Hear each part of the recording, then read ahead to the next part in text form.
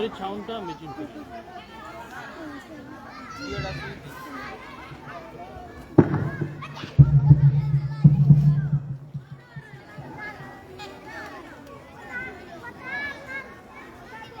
إن الحمد لله الحمد لله نحمده ونستعينه ونستغفره ونعوذ بالله من شرور أنفسنا ومن سيئات أعمالنا من يهده الله فلا مضل له ومن يضلله فلا هادي له ونشهد أن لا إله إلا الله وحده لا شريك له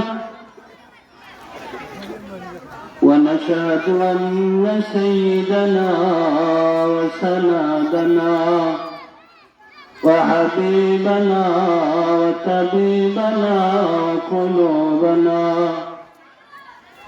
ومولانا محمدا عبده ورسوله أرسله الله بالحق بشيرا ونذيرا وداعيا إلى الله بإذنه وسراجا وقمرا منيرا أما بعد فأعوذ بالله من الشيطان الرجيم بسم الله الرحمن الرحيم والعصر إن الإنسان لفي خسر إلى آيات أخرى نساؤكم حرث لكم فأتوا حرثكم أنى شئتم وقدموا لأنفسكم وقال تعالى قال رسول الله صلى الله عليه وسلم خيركم من تعلم القرآن وعلمه ما كان محمد أبا أحد من رجالكم ولكن رسول الله وخاتم النبيين وكان الله بكل شيء عليما إن الله وملائكته يصلون على النبي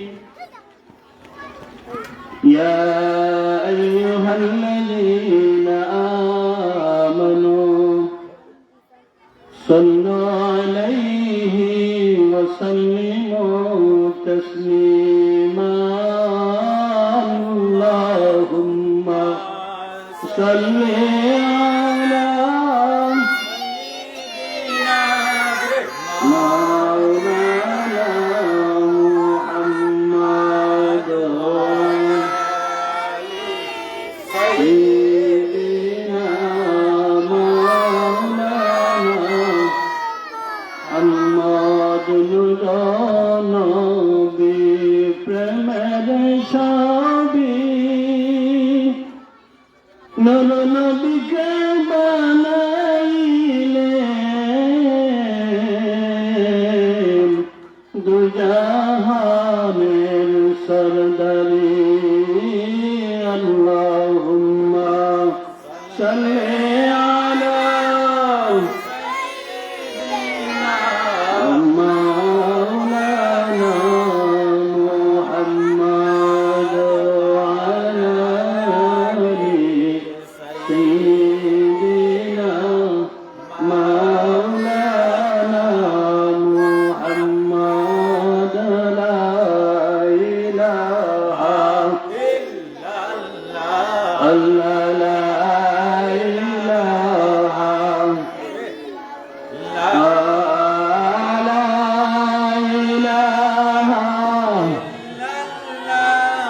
ولا إله إلا الله سبحان الله والحمد لله لا إله إلا الله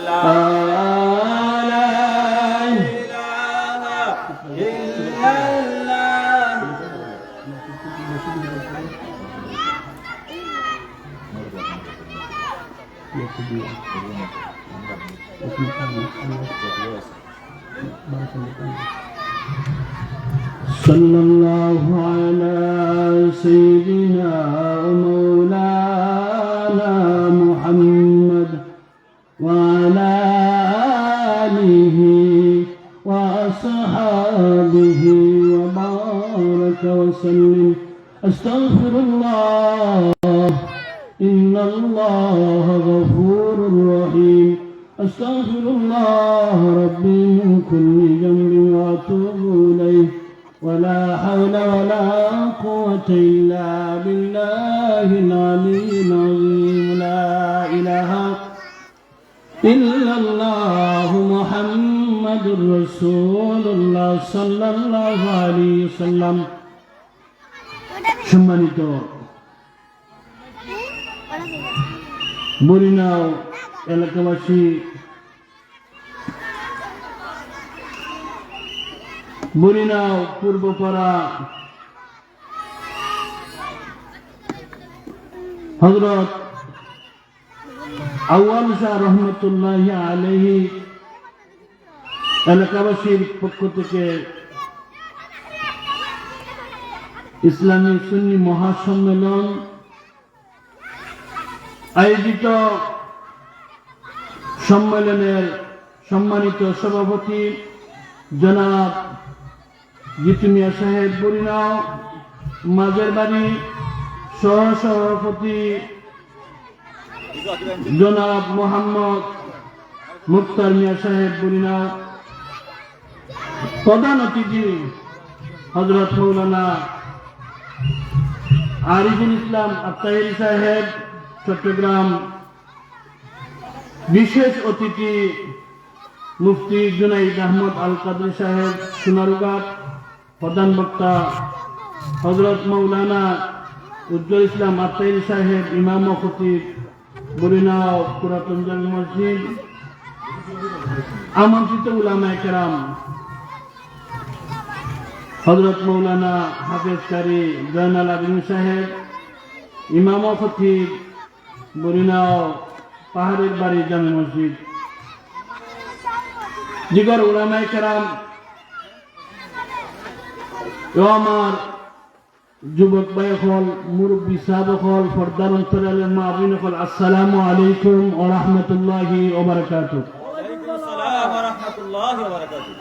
শুকরিয়া আদায় করি এই জন্য এমন একটা সময়ের মধ্যে, এমন একটা জামানার মধ্যে এত বড় একটা সম্মেলন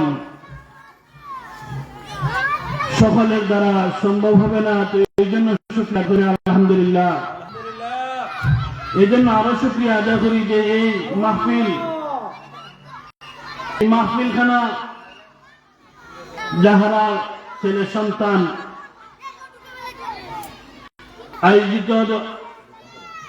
আয়োজন করেছেন, এরা সৌভাগ্য মাতা এবং পিতা, আবারও শুকরিয়া আদায় করি আলহামদুলিল্লাহ। আশা করি অত্র এলাকার যত কবরস্থান আছে, বিশেষ করে আর যত উলামায়ে কেরাম হল এই মজলিসের মধ্যে এই সুন্নি মহাসম্মেলনে দাওয়াত হইছে, সকলে উপস্থিত হবেন ইনশাআল্লাহ। তো এই গ্রামের এই অত্র এলাকার সৌভাগ্য প্রত্যেকেই জিন্দা মুর্দার জন্য মুনাজাত হবে ইনশাআল্লাহ। তো সম্মানিত মুসল্লিয়ানে কেরাম, আমার একটা বিষয় তো হয়েছে, যে বিষয়টা অনেক তাৎপর্য, অনেক মূল্যবান। তো সময় সংকীর্ণ এবং সময় কম, সরাসরি বোঝানো যাবে না। তো আল্লাহ পরওয়ারদিগার আলমের তৌফিক দিলে ইনশাআল্লাহ উদাহরণের মাধ্যমে বোঝানোর চেষ্টা করব ইনশাআল্লাহ আজিজ। সম্মানিত মুসল্লিনে কেরাম, আমার পর্দার অন্তরালের মা এবং বোন, এই যে একটা সময় আসর এবং মাগরিব, আসর এবং মাগরিব,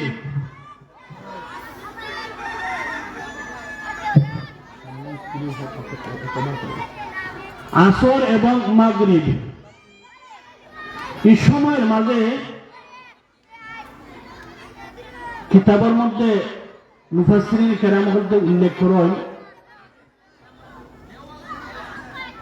এই সময়ের মধ্যে যারা আল্লাহর দরবারে মুনাজাত দেয়,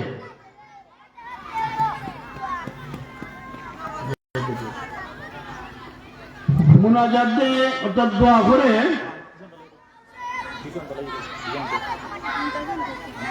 এই সময়ের মধ্যে মুনাজাত দিলে আল্লাহ তাআলা এই মুনাজাতে ফিরে দেন না। আল্লাহু আকবার, কিতা করেন না, ফিরে দেন না। সম্মানিত মুসল্লিয়ানে কেরাম, আমি এখানে আয়াত তেলাওয়াত করছি 30 নম্বর পারার সূরা আসরের, আর কোন আয়াত তেলাওয়াত করছি সূরা বাকারার। তো এবং একখানা হাদিসের বাংলার থেকে হাদিস শরীফ তেলাওয়াত করছি। সম্মানিত মুসল্লিয়ানে কেরাম, হাদিস এবং কোরআনের সমন্বয় দুনিয়া আল্লাহ তাআলা চালাইবার জন্য রাসূল কারীম সাল্লাল্লাহু আলাইহি ওয়াসাল্লামের দাওয়াতের জন্য সহজ করে দিয়েছেন, বলে দিয়েছেন আপনি যেভাবে প্রতিষ্ঠিত করবেন ওইভাবেই কিয়ামত পর্যন্ত জারি থাকবে। সুবহানাল্লাহ, জারি থাকবে মানে ওয়ালাহু আসলামা মান ফিস সামাওয়াতি ওয়াল আরদি তাওআন ওয়া কারহা। কিছু সংখ্যার মানুষ এরা ইবাদত বন্দেগী করব, ইচ্ছা করব, অনিচ্ছা করব। খুতবার মধ্যে একটা আয়াত তেলাওয়াত করছি, ওয়াল আসর ইন্নাল ইনসানা লাফি খুসর। এই যে একটা সময় আসর এবং মাগরিবের, এই সময়ের কসম দিয়া আল্লাহ সুবহানাহু ওয়া তাআলা ওয়াল আসর ইন্নাল ইনসানা লাফি খুসর, এই সময়ের কসম দিয়া কইরা